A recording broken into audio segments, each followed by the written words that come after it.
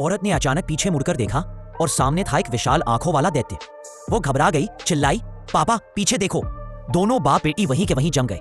वो डर जो इंसान के जेनेटिक यादों में छिपा है उनके शरीर को सुन्न कर गया। जब तक उन्होंने भागने की कोशिश की अब बहुत देर हो चुकी थी।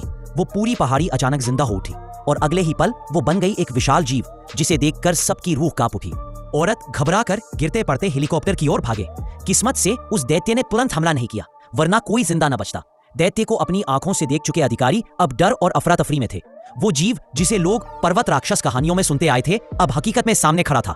सबसे बड़ी चिंता यह थी कि वो राक्षस एक भीड़ भाड़ वाले शहर के बहुत करीब था, इसलिए सरकार ने तुरंत आदेश दिया, सेना भेजो, उसे मार गिराओ। लेकिन मीना के पिता जो वैज्ञानिक थे ने इसका विरोध किया। हमें पहले समझना चाहिए वो यहाँ क्यों आया है, न कि उसे खत्म करना। पर किसी ने उसकी बात नहीं मानी।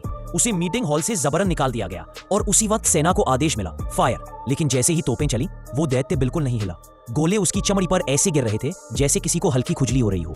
फिर उसकी आंखों में लाल चमक उभरी और वो पूरी फौज पर टूट पड़ा।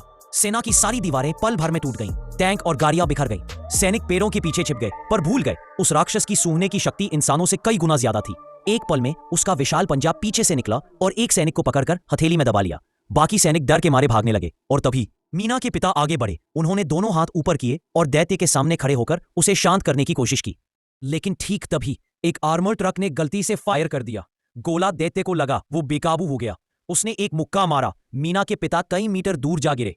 फिर उसने ट्रक को अपने पैर से चपटा कर दिया। उसके बाद वो शहर की ओर बढ़ने लगा। मीना के पिता ने आखिरी सांस लेते हुए कहा, मीना राजमहल जाओ, वहां इस दैत्य का सच छिपा है। अपने पिता की आखिरी बात मानकर मीना एक पुराने दोस्त की मदद से राजमहल पहुंची। वहां उसे एक गुप्त गुफा दिखाई गई। गुफा के अंदर अनगिनत दैत्य के कंकाल पड़े थे। तभी मीना को सच्चाई समझ आई। वो राक्षस लौट आया था अपने साथियों की कब्र पर।